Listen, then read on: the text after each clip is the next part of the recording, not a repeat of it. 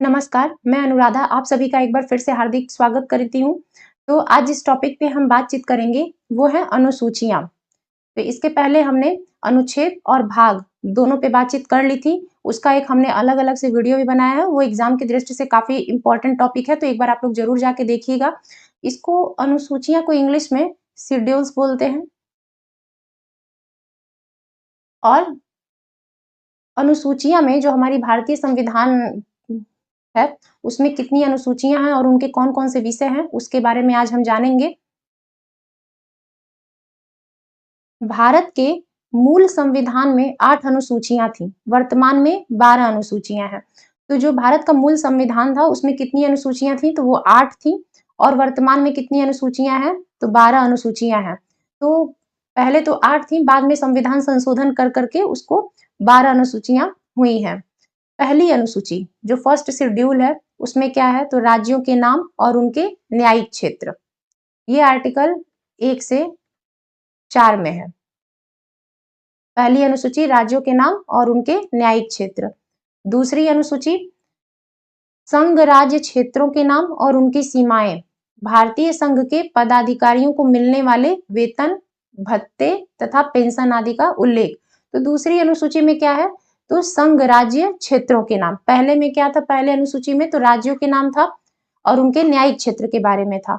दूसरी अनुसूची में संघ राज्य क्षेत्रों के नाम और उनकी सीमाएं और भारतीय संघ के पदाधिकारियों को मिलने वाले वेतन, भत्ते और पेंशन आदि का उल्लेख है।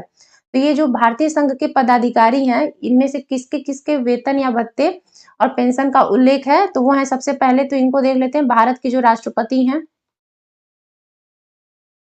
भारत के राष्ट्रपति, राज्यपाल, राज्य के राज्यपाल, फिर लोकसभा के अध्यक्ष,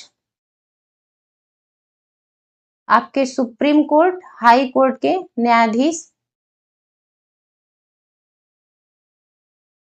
और भारत के नियंत्रक एवं महालेखा परीक्षक, इंग्लिश में बोले तो कैग, सीएजी।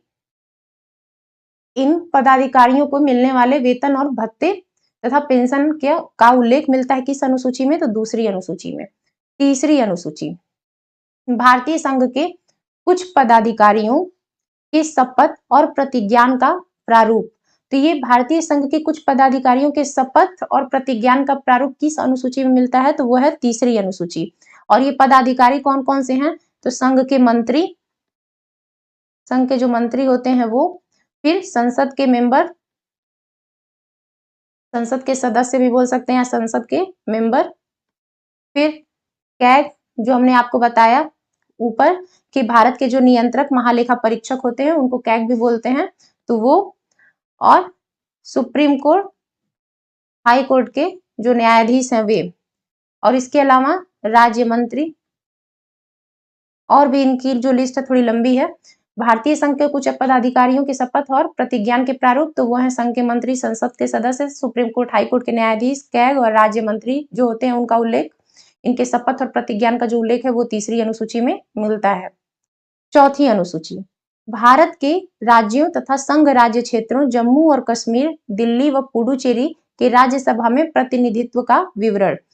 तो चौथी अनुसूची में क्या आता है? तो भारत के राज्यों तथा संघ राज्य क्षेत्रों जम्मू और कश्मीर, दिल्ली व पुडुचेरी के राज्यसभा में प्रतिनिधित्व का जो विवरण है वो चौथी अनुसूची में मिलता है। पांचवी अनुसूची, अनुसूचित क्षेत्रों तथा अनुसूचित जनजातियों के प्रशासन व नियंत्रण के बारे में उपबंध। तो ये लाइन जो है वो काफी इंपॉर्टेंट है। अनुसूचित क्षेत्रों तथा अनुसूचित जनजातियों के प्रशासन व नियंत्रण के बारे में उपबंध है वो किस अनुसूची में मिलता है? तो वो मिलता है पांचवी अनुसूची में। ये एग्जाम में डायरेक्ट क्वेश्चन भी आता है, तो इसको आप लोग एक बार नोट कर लीजिएगा, काफी इंपॉर्टेंट है ये लाइन। और पांचवी अनुसूची के अधीन जनजातीय भूमि का खनन के लिए निजी पक्षकारों को अंतरणकृत और शून्य घोषित किया जा सकता है। तो पांचवी अनुसूची में जो सबसे मोस्ट इंपॉर्टेंट लाइन है वो यही है कि अनुसूचित क्षेत्रों तथा अनुसूचित जनजातियों के प्रशासन व नियंत्रण के बारे में ये उपबंध है। छठवीं अनुसूची, असम, मेघालय, त्रिपुरा और मिजोरम के जनजातीय क्षेत्रों के प्रशासन के बारे में उपबंध। तो ये नॉर्थ ईस्ट के स्टेट हैं, ये राज्य हैं। तो असम, मेघालय, त्रिपुरा और मिजोरम, ये जो चारों राज्य हैं, इनके जनजातीय क्षेत्रों के प्रशासन के बारे में जो बंद है वो किस अनुसूची में है? तो वो है 6वीं अनुसूची में। 7वीं अनुसूची, केंद्र व राज्यों के बीच शक्तियों का विभाजन। तो केंद्र और राज्यों के बीच शक्तियों का विभाजन किस अनुसूची में मिलता है? तो वो है 7वीं अनुसूची। ये सभी अनुसूचियों में सबसे इंपॉर्टेंट अनुसूची है 7वीं अनुसूची। इसमें 3 सूचियां हैं, कौन कौन सी? तो पहली है संघ सूची, दूसरी राज्य सूची, तीसरी समवर्ती सूची। संघ सूची में कुल 97 विषयों का उल्लेख है जिस पर कानून बनाने का अधिकार केवल संघ को है। तो जो मूल रूप से विषय थे वो टोटल 97 थे उस समय, लेकिन फिलहाल या वर्तमान में देखें तो इसका जो है वर्तमान में ये विषय कितने हैं कुल? तो ये 100 हो चुके हैं। तो संघ सूची में वर्तमान में कुल कितने विषय हैं? तो वह है 100, और मूल रूप से कितने थे? तो वो 97 विषय थे, और इन पर कानून बनाने का अधिकार किसको है? सिर्फ संघ को है।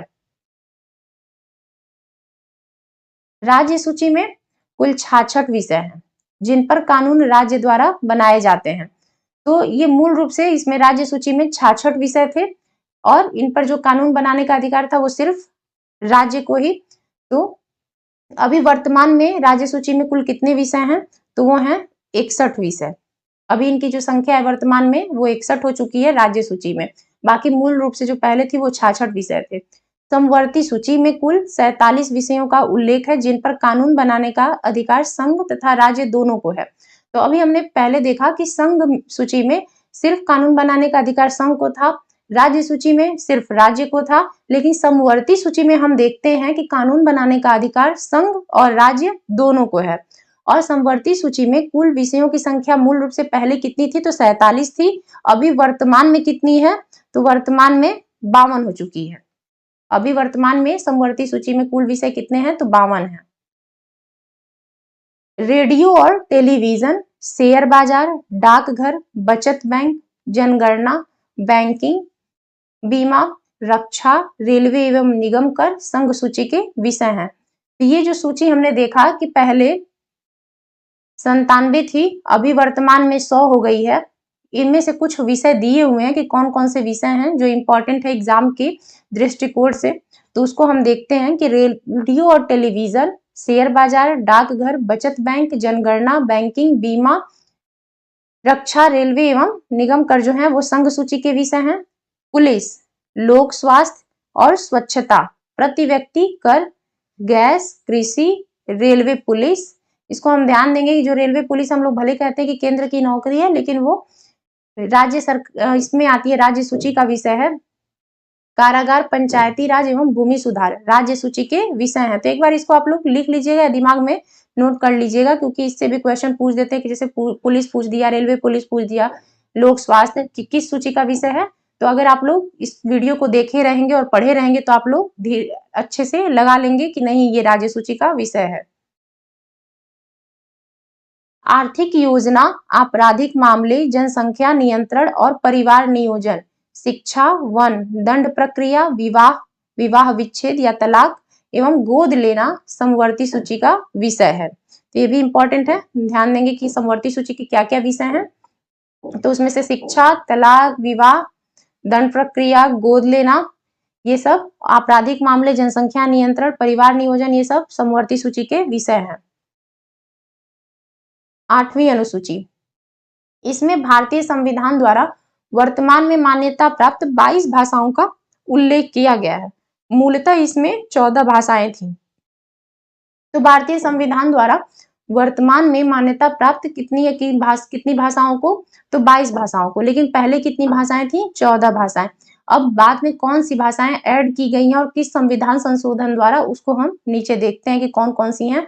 तो वर्ष 1967 में सिंधी को 21वें संविधान संशोधन द्वारा, वर्ष 1992 में कोंकणी, नेपाली तथा मणिपुरी को 71वें संविधान संशोधन द्वारा, और संथाली, डोगरी, मैथिली तथा बोडो को 92वें संविधान संशोधन द्वारा 2003 द्वारा 8वीं अनुसूची में शामिल किया गया। मतलब कि 2003 में 8वीं अनुसूची में शामिल किया गया। किसको किसको?